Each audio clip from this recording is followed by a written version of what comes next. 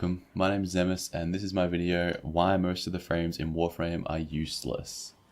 So, introduction. First of all, let me preface this video by saying that there doesn't need to be a reason to use any frame in this game, other than you like the way that it looks or that you think it's cool. However, this game, at its core, is about grinding, and if your goal as a newer player is to make it to the end game, then you have a long grind ahead of you. Spending your plat on certain frames or weapons is nothing but an absolute waste of time. Notice I say waste of time. I say this because all the frames in this game are possible to obtain without spending any money at all. So, with the money that you may or may not choose to spend, it is completely unwise to purchase any of the frames that are in the game. Extending upon that idea of there being some frames that are unwise to spend money / purchasing, there is also the idea that some frames are not even worth the resources it takes to build them. I will be absolutely tearing some frames apart in this video. If you have a favorite frame that you completely adore, maybe this isn't the video for you. I will be objectively sorting and ranking the frames that are in the game right now in terms of which ones you should bring to certain missions. This video is to help any player who has not yet acquired all of the frames and help them decide what order they should build all the frames in, if they care at all about efficiency and the end game. So, what is the end game in Warframe currently? Well, currently, if you are a late game player who already owns most or all of the content in the game, when you log into Warframe, you are probably doing some combination of the following things. Syndicate missions, farming for a resource, relics, Kuva, Endo, etc. Formatting your gear, Kuva flood missions, farming void fishes, doing raids, the Law of Retribution Nightmare, Jorda's Verdict, or doing sorties. This is the end game that we have right now. Before this, as a new player, you will mostly be doing the same things, except you'll be doing a ton more resource farming, clearing planets, junctions and quests, and most importantly, building new gear and increasing your mastery. So how will I be defining a useless frame? A useless frame is going to be one that doesn't provide utility to any of these endgame missions that I just listed. For example, if I want to do the raid Law of Retribution every day with my friends, there are some key frames that I should consider bringing to make things easier. The keywords there are make things easier.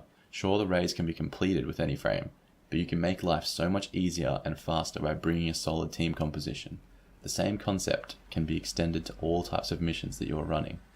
If you're farming polymer bundles solo because you need 20,000 polymer for a couple of weapons you want to build, why would you bring any frame except for Necros or possibly Hydroid?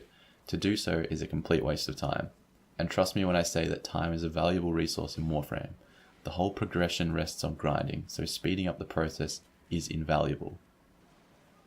Essentially, if a frame does not have a use case scenario that will make these endgame missions easier or faster, there is no reason to pick them. This is how I will be defining useless, and by extension, also defining usefulness. Before I start discussing frames, there are a few things worth noting. Weapons play a huge part in a frame's usefulness. Frames that can dish out a high amount of damage are actually still, for the most part, useless. This is because of the changes to the endless missions. You simply don't need to fight extremely high level enemies for any reason other than fun. Most of the damage dealing frames do not scale as well as proper weapon setups anyway, so I will be considering this accordingly. However, the frame that can deal damage the best, for example fast and efficient damage, is still going to be useful in some missions. This is also true for other aspects of utility that a frame can provide, such as crowd control and tankiness. I will be scoring the frames out of 10, and giving an explanation as to why that is. Remember, these scores are going to be based on how useful they are, not how much I like them or how powerful each Warframe can be. This is an interesting distinction because a powerful frame might not actually be a useful frame, and that might make the scores different to what you might be expecting. Also, I'm going to say that the useless section doesn't really serve a huge purpose other than to prove a point, and there's a good chance that watching it will make you angry or triggered, so I fully understand if you want to skip to the cheerful parts of the video. I'll put a timestamp in the description. This video will be categorized into the useless frames and the useful frames. Starting with the useless frames, we have, in alphabetical order, Ash, who I'm scoring a 1 out of 10. Ash can be built in a couple of ways, has good augments, and Bladestorm is the best damage dealing ability in the game. It does finisher damage, which ignores all types of damage resistance, making it scale extremely well. It hits a respectable 18 enemies every time you cast it. It has a decent range, and you also can't be hurt while using it, which makes shredding high-level sortie missions a breeze. Oh wait, my mistake. He recently got an amazing buff that removes all his usefulness. Fatal Teleport and Covert Lethality is kinda good in Arena Endo Farm. I don't even know. This frame is trash. Atlas, who I'm giving a 0 out of 10. I did warn you that this video is going to be brutally honest. Now, this frame doesn't do anything. He has one use case scenario in the Jordas Verdict trial. Oh wait, that was patched out, because for some reason D likes to remove the creative and effective solutions to JV, rather than fix the actual progression stopping bugs that completely ruin the mode that do still exist, and more are cropping up all the time. There is no reason to bring this frame to any of the previously mentioned end game missions other than for fun. Do not prioritize building this frame. Equinox, 0 out of 10. Equinox can only do a couple of things. She can use Maim, she can use Pacify. However, the only good use case of Maim is with Covert Lethality and absurdly high level enemies. Not even in any of the end game missions is this actually useful. And Peaceful Provocation can be nice to make Pacify slow enemies, but there is a much better frame for doing that. Not to mention that farming this frame is very slow and tedious. Don't build Equinox. Excalibur, 1 out of 10. Radial Blind is bad crowd control, comparable to Mirage's post-nerf Prism. However, Prism is much slower to cast, so it has a slight edge. The damage that Exalted Blade does is high, but ultimately not useful. That's what we have weapons for. Not to mention Exalted Blade was nerfed by a very considerable margin, and you have to gimp your melee weapon by applying a different set of mods to optimize Exalted Blade damage. Excalibur is good as a starter frame, however, and worth using in the early game. Inaros, 1 out of 10. I had Inaros listed as one of my useful frames since I was under the impression that he was the tankiest frame in the game. This is certainly not the case after I crunched some numbers. He doesn't come close to Nidus or even a decent Ice Tank Chroma. So all this frame has going for him is nice CC on his first ability, and okay tankiness. Hardly worth using him for. Limbo, 0 out of 10. Not only does this frame not do anything, but he's my pick for the worst Warframe in the entire game. The amount of players I've seen that praise this frame baffles me. What baffles me even more is the frequency of which I run into Master Rank 5 or lower players playing him, which suggests that they actually spent real money to acquire such a useless frame. I just feel bad for them, honestly, and I bet most of those players end up feeling cheated or ripped off and quit the game soon after. Please let the Limbo rework be amazing. Mag, 1 out of 10.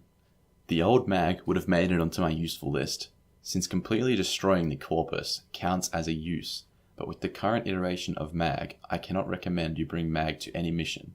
The only reason I'm not giving Mag a 0 out of 10 is because Magnetize works well on some bosses, but no late game player logs onto the game and is constantly fighting forward or something. Her first, third, and fourth ability all do nothing. I will give some credit to Greedy Pool being a decent augment. Mesa, 1 out of 10. Mesa is difficult to acquire and brings no utility to a mission. However, she looks amazing, and Shooting Gallery, Shatter Shield, and Peacemaker are actually fantastic abilities. Then why is she ranked so low? Well, because Shatter Shield makes her quite tanky, but not the tankiest, not even close. Peacemaker does amazing damage, but nothing that normal weapons can't achieve in our current endgame missions. She's quite good on a card, but even then, she will need a team protecting her. Mirage, 0 out of 10. Mirage used to be a fantastic frame to bring to both variants of the Law of Retribution raid. Since the nerf, however, she is outclassed by many other frames that also provide crowd control, making her useless. Eclipse is too inconsistent, however, is a fantastic ability. I also think that about Hall of Mirrors and Prism, but the utility isn't there. There's not enough survivability, enough damage, or enough crowd control to make her worth bringing to these current endgame missions. It's worth noting that if you could somehow choose to make Eclipse give you the damage bonus or the damage resistance, rather than the current implementation where it varies on environmental lighting, she would be significantly more useful. Naja, 0 out of 10. This frame should be avoided, since he is completely outclassed by Rhino. Both frames are quite easy to obtain now that Naja has been moved to the clan dojo, but Rhino is also on a relatively early planet, and just beats Naja in every way. Naja is decent at fighting infested, but not decent enough. Avoid this frame. Nidus, 1 out of 10. Nidus is the tankiest frame in the game if you have full mutation stacks and are linked to a strong enemy with at least 180% power strength. At this point he pulls out of Chroma, but you do need to stay within range of your tethered enemy. Nidus has a fantastic design, but doesn't bring much to the team. The level of tankiness that Nidus brings doesn't really offer anything to the current endgame missions. Not to mention, most of the time, you simply aren't in missions long enough to build up full stacks, and without them, his effective HP is low. And building him is a pain. I would avoid Nidus as a new player. Oberon, 0 out of 10. This whole video is basically an extension of the community's dislike for Oberon. The average Warframe player understands that Oberon isn't the greatest frame, because he doesn't do anything well. What the average Warframe player doesn't seem to understand is that there are plenty of other frames that can be bunched in with Oberon. I hope that this video clarifies that. Oberon has a fantastic deluxe skin, however, and the whole Feyark collection is my favourite deluxe bundle. Saren, 0 out of 10. Saren does pretty decent damage. Used to be quite fun to run on Draco instead of Excalibur. Draco has since been killed, and now Saren doesn't really have much use. There is no reason to rush out and get Saren as a 2nd or 3rd or even 5th or 6th Warframe. This is because she is useless. Saren is actually my favourite frame in the game design-wise. I absolutely love her interactions between all 4 of her abilities. I enjoy using them to the fullest. I think that Saren has the best overall kit in the entire game, but that still doesn't save her. Titania, 0 out of 10. This frame doesn't do anything. I honestly don't know what else to say. Her abilities all function. That's basically it. You can press buttons while you have Titania equipped and some things will happen. Nothing of consequence, but maybe you'll enjoy the pretty butterflies? Zephyr, 0 out of 10. Jetstream Tonkor is fun, but honestly the Tonkor doesn't need any help destroying anything that it touches. Zephyr on the other hand needs a lot of help. Her 1st and 2nd ability are mostly pointless since Parkour 2.0. Turbulence is actually a nice ability. Tornado is bad. Personally, I don't like the low gravity effect that she has either, but that's a personal preference. Okay, so that's all the useless frames.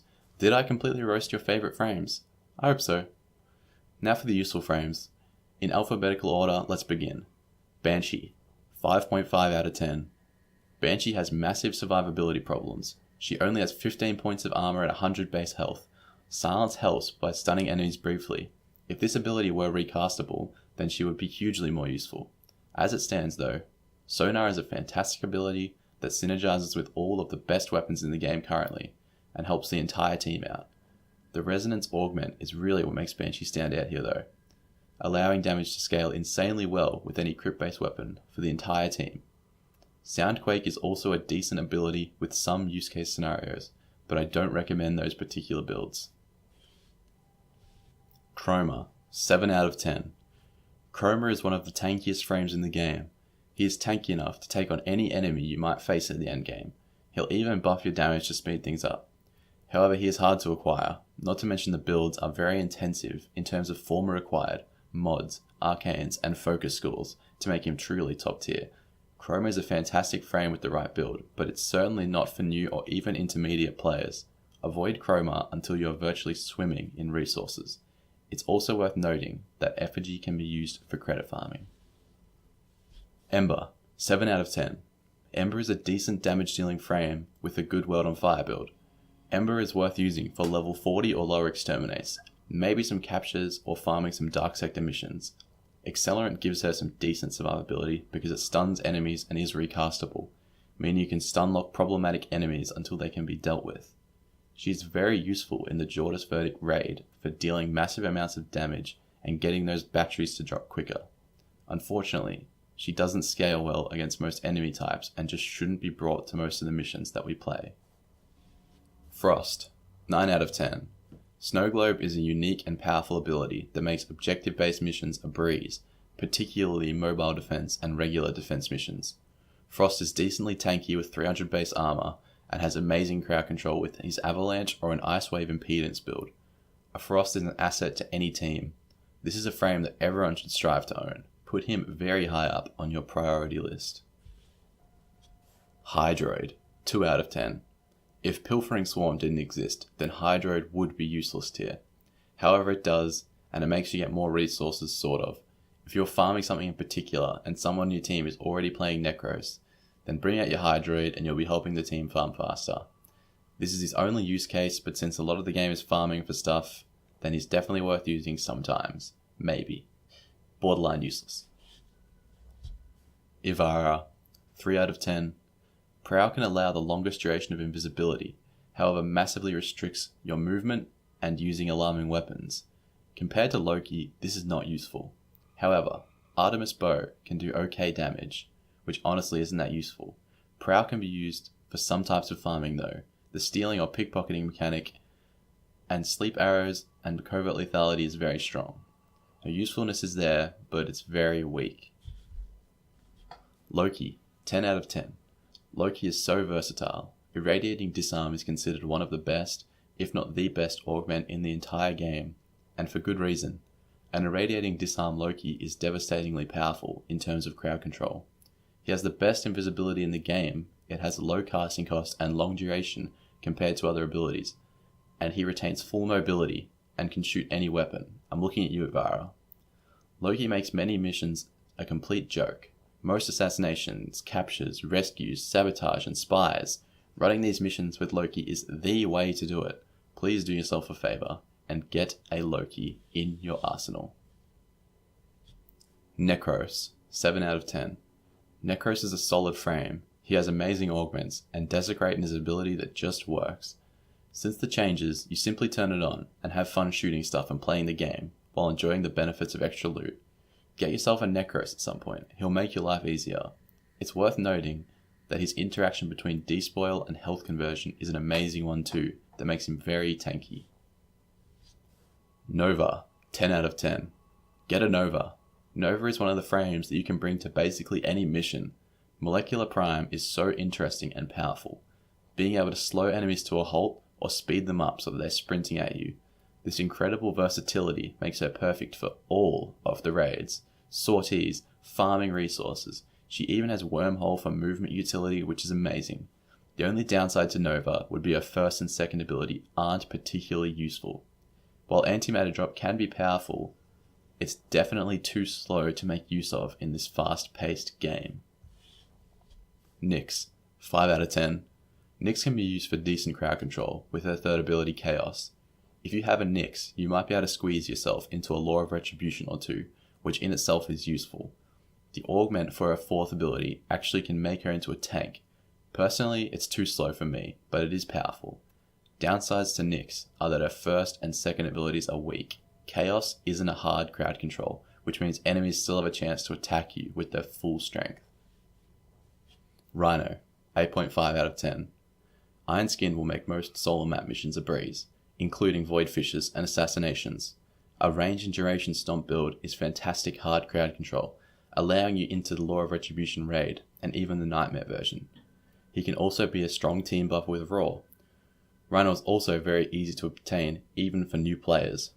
Downsides being, even a strong Iron Skin build won't stand up against level 100 enemies that you might fight in the sortie, and a minor downside being that you may become too used to having Iron Skin active if you use Rhino for a really long time. Trinity, 10 out of 10. Trinity is the best team frame in the game. She provides your team with unlimited energy and unlimited health. Having a Trinity in your arsenal gives you an all-access pass to any mission you'd like, any sortie, any raid, etc. If you go into recruiting chat equipped with your Trinity, you will be welcomed into any mission that's being hosted, with only very rare exceptions. Get yourself a Trinity. Valkyr, 2 out of 10. Valkyr can become invincible, but since the nerf, it's harder to stay invincible forever. Being invincible can be useful for some types of missions, such as difficult sorties that you might come up against. She is borderline useless, but being invincible is undeniably useful sometimes. Vauban, 7 out of 10. Vauban is really powerful in all of the raids. His crowd control is very large and lasts a reasonable time. It makes very short work of Law of Retribution. Vortex is strong for the Jorda's Verdict and strong against infested enemies. Vauban is a useful frame, but is not extremely versatile and not well suited to a huge amount of missions. He's just suited to a few certain high value missions. Volt, 7.5 out of 10. Volt is great for speedrunning missions, anything from exterminates to captures or any void fissure really. It's a very unique utility that only Volt and Escape Velocity Nova can provide, and he can provide it to the entire team. Definitely worth grabbing a Volt at some point. Also, his crowd control with Discharge on a range and duration build is really strong. The range isn't the best, but the duration is good. Downsides of Volt are that speed is situational, and his crowd control is outclassed by most other crowd control frames. Wukong, 1.5 out of 10. Using Rage plus Defy, you can be invincible. Cloudwalker is also okay for some spy missions, but nothing that Loki can't do better. His first ability is weak, and even his fourth ability is weak. Wukong is relatively expensive to build too, so really barely above the completely useless frames that exist. Same as Valgear though, the invincibility saves his frame from complete uselessness. So in conclusion, I hope that you understand where my mindset and understanding of this game comes from. There are so many frames that are simply not worth using in the missions that are worth playing. Personally, I like bringing Oberon to play Void Fishers because he looks cool, but he's so terribly bad that I can't bring him for long before my OCD kicks in and forces me to play a more optimal frame. This is a game, we play it to have fun, so use whatever frame that you want, but please don't try and delude yourself into believing that your favorite frame is actually a useful one, because you might influence someone else to make a suboptimal decision that will ultimately waste so much time. I'd love to hear your opinions about the state of the frames in this game. I have way more to say about the individual frames, but this rant is already long enough. I was obviously on the fence for quite a few of the frames, but I'm pretty happy with the list that I've come up with. And hopefully someone will watch even a part of this video and end up making a more informed choice with how they spend time in Warframe. Because ultimately, if you're aiming for the late game, you are going to be playing for a long time. You need to be efficient. Thank you for watching.